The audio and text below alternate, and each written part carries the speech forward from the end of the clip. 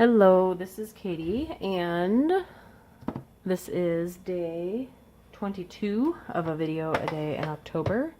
We are getting close to the end.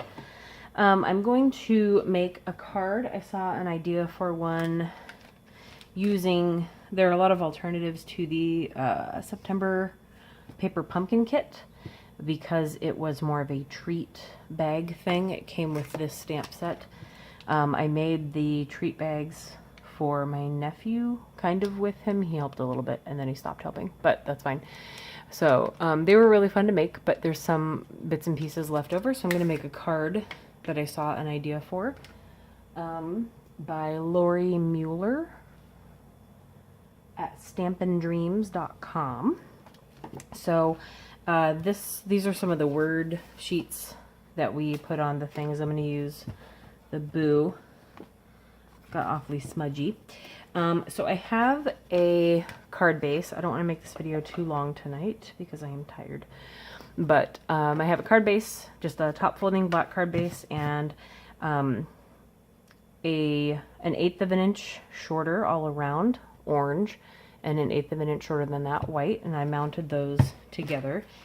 And then the pieces that I have left, I'll be using a few of these little sticky dots that come with it, and then some of the ribbon as well, and a ghost and a bat and a pumpkin. So for the ghost, I only need one of these, and we'll use the leftover dimensionals too. For the ghost and the pumpkin, the bat does not need this. I think he goes that way. So on the back here, we want to put a couple of these dots. This is what we did for the treat bags. So you put a couple of dots around his eyes and then just peel off the backing. And then you take the shiny silver part and put that just wherever. So he's got silver eyeballs. And then the same for the backing of the pumpkin. So I put these here, just 3 places was plenty to hold it in place. So press those down really good so I can just scrape the backing off and leave behind the sticky part. And then the silver is going to go to the front of the pumpkin. So we just line that up and press it down, and then he's got his little backing there. So I thought those two are very cute. So we will have the bat, the ghost, and the pumpkin, and then I'll put on their dimensionals now. We'll have one here, just 2 for the ghost, and then 2 for the bat is good, and 2 for the pumpkin. Some of these were just coming apart a little bit. Okay, so we will set those aside, and then for the I'm going to be using this background from Little Inker Designs on just the circles that I'm going to cut out. So I'll use my sidekick, and we want a backing for each of these guys. I have the closest thing I have to gray. I need gray cardstock. I don't have gray.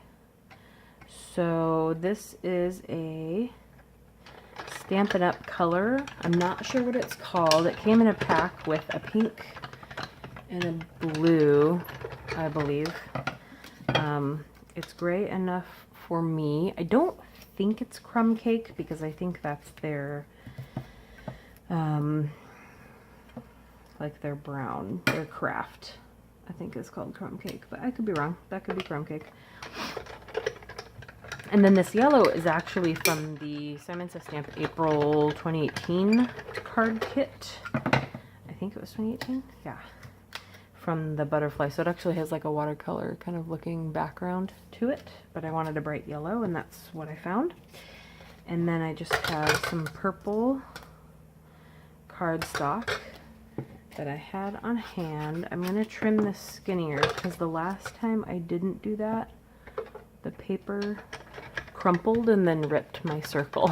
So you have to be careful with the sidekick and what you feed through. The Big Shot's a little stronger, but that one didn't work so well.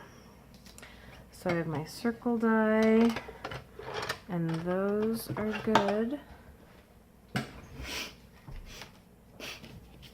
Okay, and then I'll use the Big Shot in the background to just do all of these at once. Push those out of the way. All right, so for this, I will lay these down kind of randomly. Just make sure they're covered with the background die, and then they will get a pattern on them by the time we come back.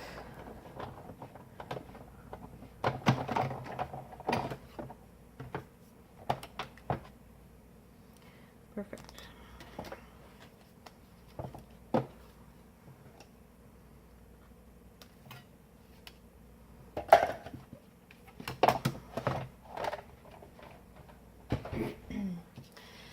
Okay, so now we have circles with the pattern pushed into the back there. And then these are going to stick down. So they should be about there. We can turn them. I think I want them at kind of an angle, the background part. Probably more like that. They look a little better than just like up and down.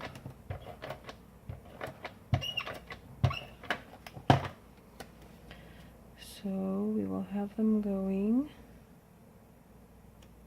this way.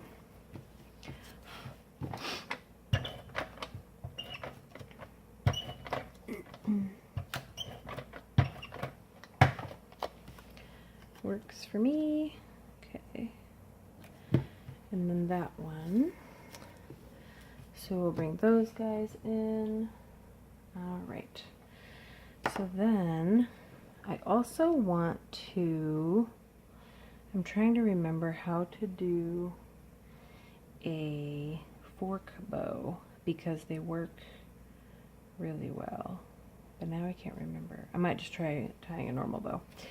I need a piece of black cardstock for this sticker to be on. So I think I'll put this down first.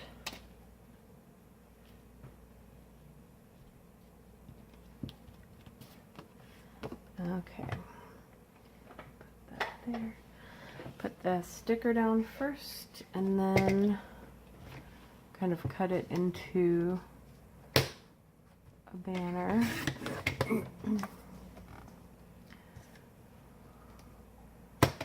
That'll be coming out from under the ghost. This could probably be even skinnier. So we'll just do that.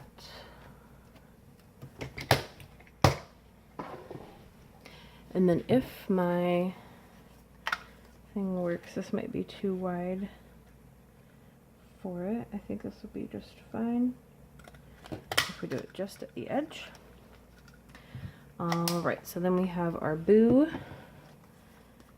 banner that's going to be coming out from the ghost. So I'll just stick, yeah, I'll stick this down.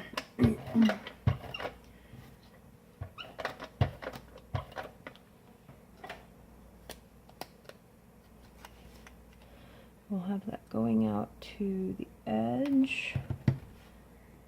Okay. And then peel off the backing for the ghost. We'll put him there. I'll zoom in a tiny bit. And then the pumpkin.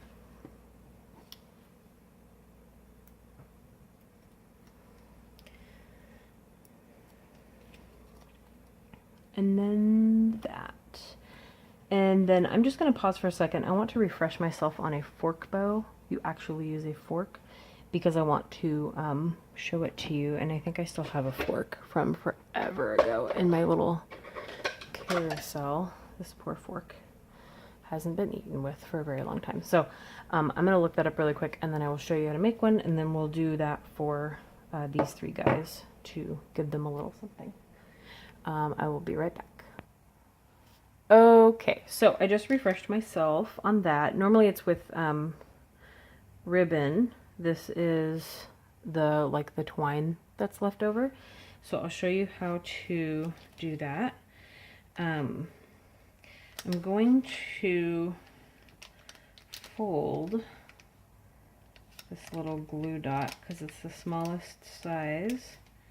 And it's still a little big. So if I just fold it in half, I can hide it a little bit. So we're going to put one there.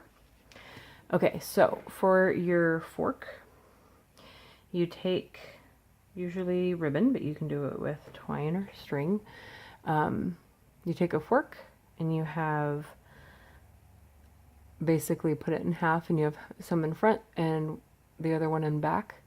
You take the one, just hold these, take the one that's in back and feed it through the middle and pull that through.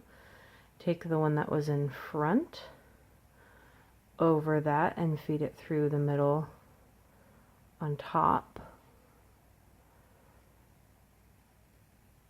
And then pull these tight out the back. And you want to hold them tight and then just tie one knot. This one's a little tricky because the silver wants to come out of the string, and then you just slide it off. And I'll make the third one with you as well so you can see that twice.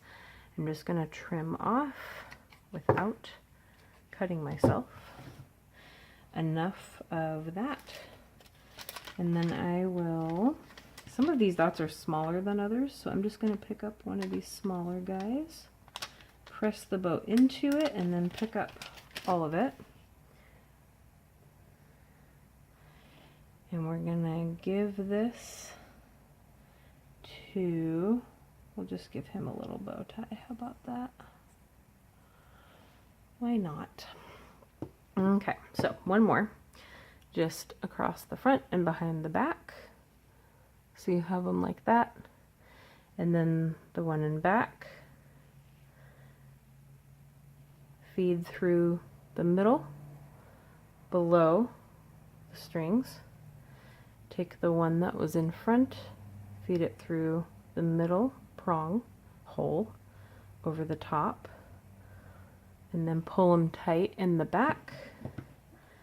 And then flip it over and just tie one knot and then slip it off. It probably looks a little bit better with ribbon. I have done it with ribbon as well. But this string has the silver kind of flowing through it, so. But that works out. And then it's a little flatter. So if you want a ribbon to look, or a bow, you have a little put together, a little more put together. You can put like a string around your card or your project. Just do a string, a plain string, and then make one of these and just plop it in the middle of that, and then it looks like you tied the whole string into a bow. It's very helpful for looking a little nicer when it's very hard to tie something like that. So that is the card and our fork bow for today using the leftovers that I had from the paper pumpkin kit. So there you go, and thank you for watching.